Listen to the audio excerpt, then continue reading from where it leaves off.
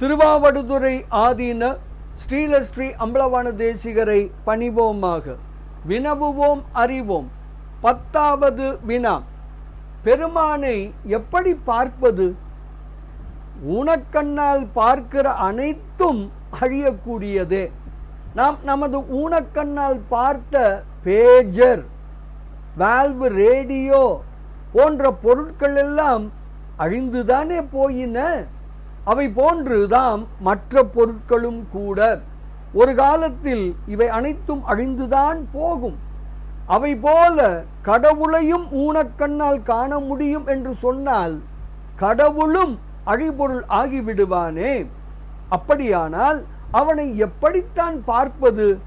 அவனை அருட்கண்ணால் மட்டுமே, திருவருளால் மட்டுமே காண முடியும். இதைத்தான் அப்பர் பெருமான் தன்னுடைய 6வது பதிகத்திலே 97வது 6ஆம் திருமுறையிலே 97ஆம் பதிகத்திலே 10வது பாடலிலே இப்படியாக விளக்குகிறார்.